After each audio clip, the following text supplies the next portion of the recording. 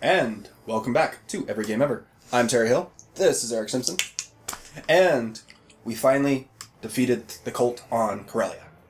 Or at least that particular branch. Apparently, they're getting numerous reports of a Sith cult called the Disciples of Ragnos appearing all over the galaxy. And it is getting more serious. Well, they had plenty of time to read that when we were coming in, so... They were distracted by our sexy faces up in the corner. Alright. The gameplay's down here. We're up here. Okay. Merchant Rescue. Oh, if I remember Merchant Rescue, this is actually a pretty fun one. In Blengeel? Yeah. Bakura! Let's see. Requested assistance, taking control of the power station of the mountains. No, that one sucks. Merchant Rescue, Blengeel! The Academy has received a distress call from a merchant ship that crashed on the planet Blengeel.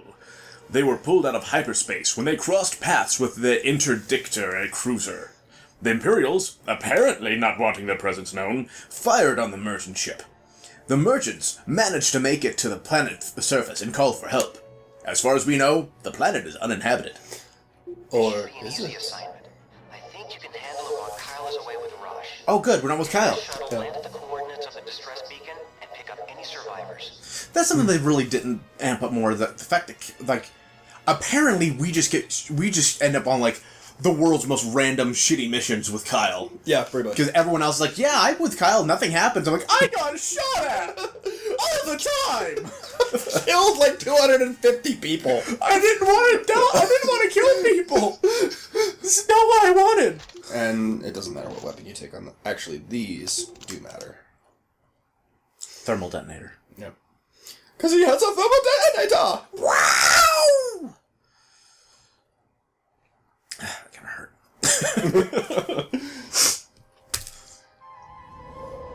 Ooh. See, there's the Millennium Falcon, the X-Wing. Above all those, Jaden Core shuttle. It looks like a penis. Oh, the penis got struck! Oh, it's going down! Burnt penis! Man, we gotta stop flying these things!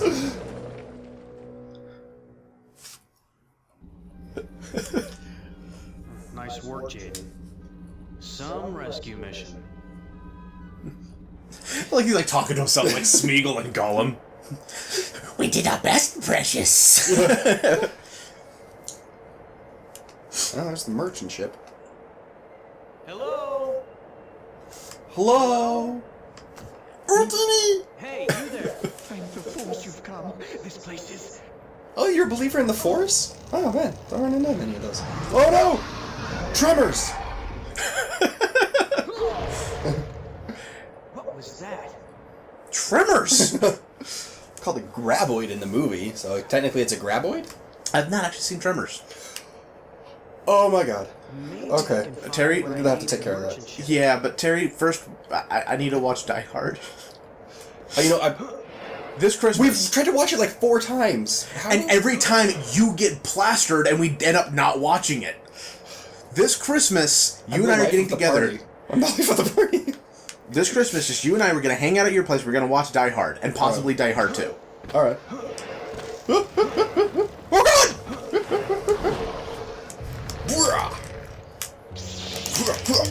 god! I'll fuck you up, worm! I need this. Oh, I'm already full. Oh, I got eaten.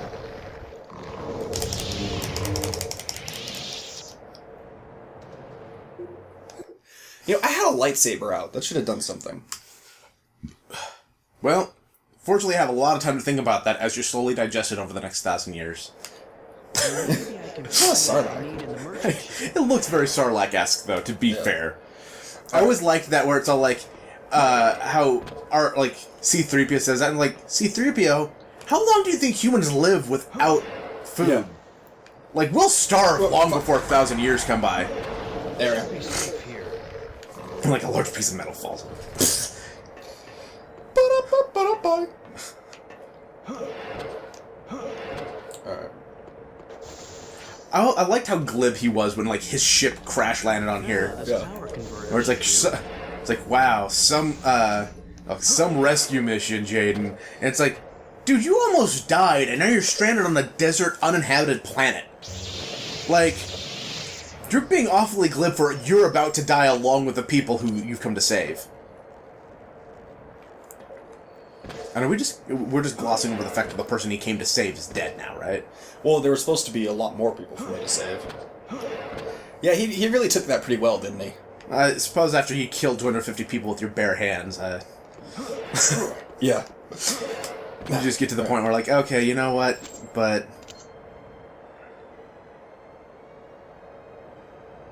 too soon. He's not gonna get that one either. you got 7 more tries, Terry. Well, I really Get it, shouldn't get it, be get using it! him like this. There we go. Got him. There's only one of them there? I think there's 3. Okay. But they're far enough away from me now. I don't want to be that guy, but this seems like a little bit of a ripoff of Dune, right? Like, sandworms? And where the fuck was he keeping that? Jedi ass powers only go so far, Terry. I need to take this power couple, Morty. I need you to shove it way up your ass. Oh, jeez, Rick, I don't think that's gonna fit. There he goes. Get it. Oh, fuck. You killed my son. You killed random merchant I was supposed to save. We'll call him Greg. Greg! That's gonna roll right. Nope, that's gonna... There he goes. Oh. She wants to dance like Uma Thurman. Terry, we don't want to get flagged. I mean, I didn't sing enough to get flagged. I know, that's why I was stopping you there. Okay. Because I was about to jump in too. You know I can't resist singing Fall Out Boy. I'm kind of sad that I'm not the one that converted you to Fall Out Boy. Yeah, well... Oh, I don't want to take those yet. I still have 4 good bombs to go. I wasn't sleeping with you at the time. So you were sleeping with Scott? Izzy, Oh. my wife, who's a huge Fall Out Boy fan. That's... That's really more of a force pull. Yeah. I'm on pull. Oh, I thought you could push.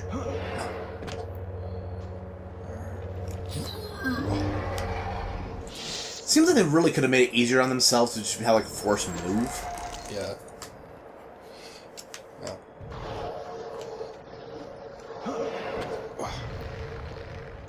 I think you got him. No. This is an interesting level. Yeah, this is actually probably my favorite one in the game. This small box will save me from the sandworm. Does, so... Check yourself. Before I wreck myself? No. Okay, good. I've got to get over there. Yeah, I know where I always hate games that do that. It's like, I've got to get over there, but they don't show me where the there is. Yeah. Alright, so...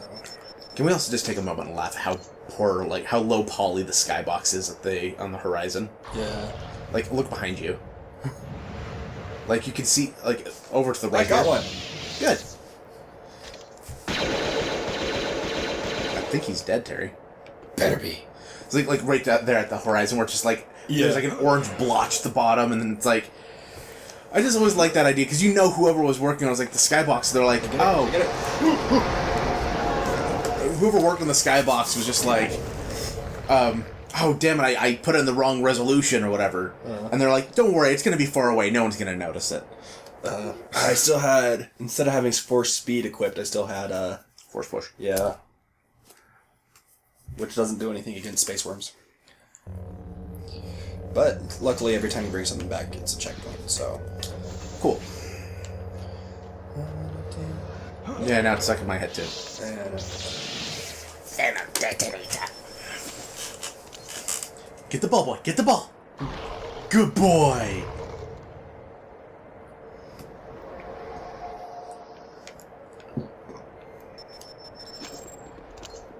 Thermal detonator, more colloquially known as space grenades. I need to switch to the light. Because it's easier to do this in third person. It's not like Metroid Prime. Metroid Prime actually had really tight platforming for it being a first-person shooter. Yeah. You've been replaying those, haven't you? Oh, I stopped. So I've gone through Metroid Prime 1 and 2 on the Wii, right? Yeah. And I did it all. I've did 100%, beat it on all 3 of the difficulty levels on the Wii, and then I started playing Metroid Prime 3, and Metroid Prime 3, like, it's a fun game. It's just, compared to the elegance of the first 2 Metroid Prime games, Metroid Prime 3 is really disappointing. There's a lot more, like, exposition and actual dialogue, and the levels are broken up in a weird way. Pop. I would have thrown a grenade. Because he'll go for the grenade, and then while he's going for the grenade, he could run.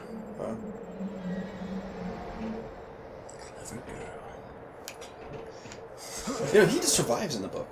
Yep. Well, the book's, like, completely different from the movies, that's why. Yeah. Pretty different. Well, I mean, Hammond is a complete dick in the book and dies. Yeah. Gets eaten by the clompies. Mm-hmm. That was my favorite thing. Is like in the books, he's a big dick. Like so in the movies, you know, Dr. Hammond, he's like the sweet old guy who is Santa Claus. Yeah. And he's just like, I want something that anyone can enjoy, and, you know, something real that you could see and you could touch, you know.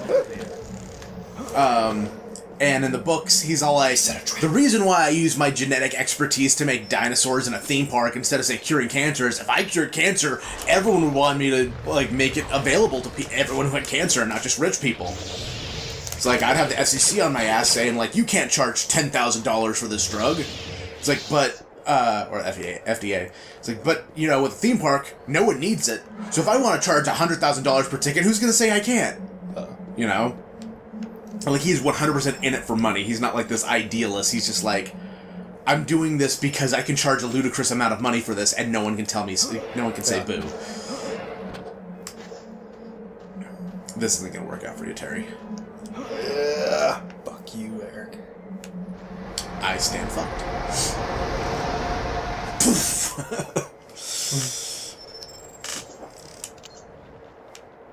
Well, like, it's really interesting in the... I always found it really interesting in the book, though, because the book really is, like, so markedly different from the movie. Yeah. Because Ian Malcolm dies. Yeah. Or does Mostly he? dies. Ian Malcolm mostly dies, Eric. God, it's still such bullshit. It's like, hey, so we catch Jeff Goldblum in the sequel, so he's got to be alive. Well, and then like, so when he writes the sequel, it literally starts off with like, yes, some people even thought I was dead, and it's like, yeah, like the omniscient narrator of the first book. Yeah.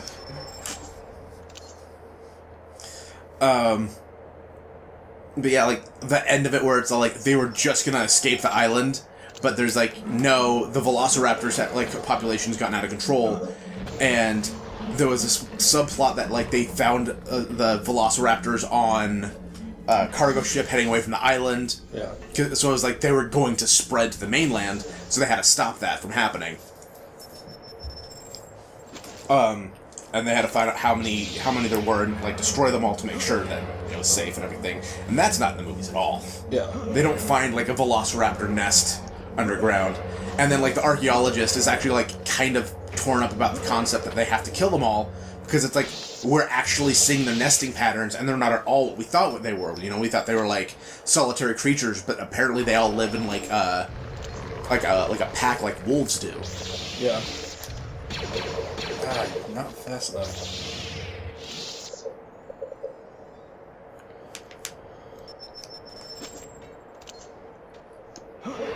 I don't think I actually killed that one last time, I think. I assume by jumping a lot? On my way.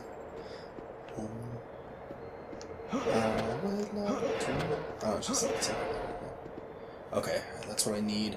And then I need that one all the way over there too, so...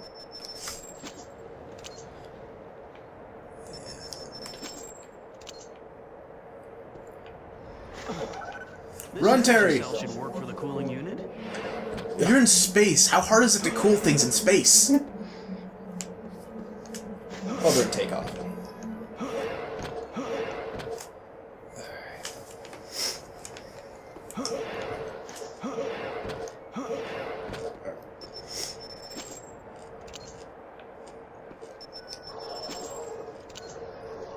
This is a cool concept for a level. I think the execution leaves something to be desired, though. Yeah. Behind you. No, it's not that one. There it is. Okay, last So, one. are there still people alive out here that we're going to save, or at this point, we're just trying to save our own skin? We're saving ourselves. Okay.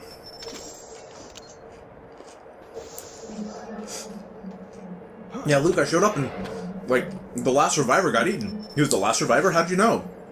He was the only one I saw. Meanwhile, back on the planet, they're all huddled in, like, the tail section of the ship, way back there. Yeah. Hope somebody comes soon.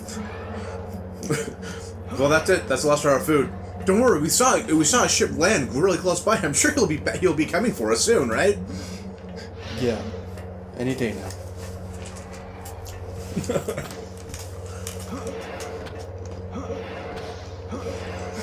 Just imagining that episode of Seinfeld where Kramer gets the bloody nose when they're on the bus and Jerry's holding him as they're going to the doctors.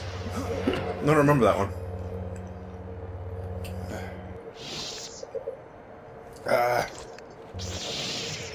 I know where you are. I can see you. And I see you.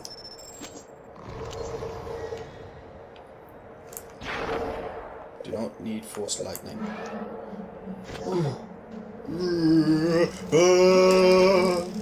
No! Okay, we got it.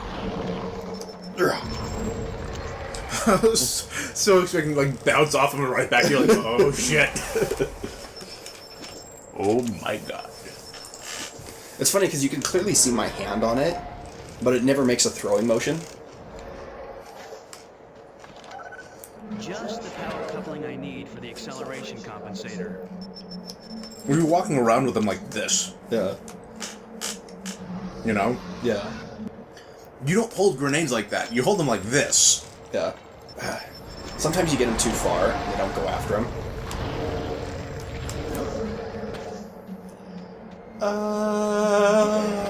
Made it.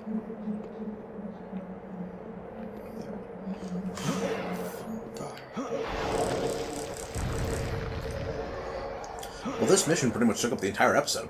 Yeah. So if you're gonna skip one episode of this playthrough, make it this one. I think it's going well. Like the Guys. Homer Simpson thing. It's like, this is the worst day of my life. Ah, worst day of your life so far. Well, that should do it. Now to get off this crazy ride. Let's do this. slow down their Jetson. Too bad about the merchants. Sounds like those sand burrowers must have gotten them all. Nasty critters. Glad you got vaccinated. I like how he says that. It reminds me of the mudcrab dialogue from Oblivion. Nasty creatures. Avoid them whenever I can. Nicely done, Jaden. I think you're ready for the next stage of training, but there's still another mission left if you choose to accept it. Remember, every mission is a chance to learn more about being a Jedi. Are we gonna do that extra mission? Yeah. Okay. It gives us some extra force power, so it's worth doing. Alright, do we want to do that next time on Every Game Ever? Next time.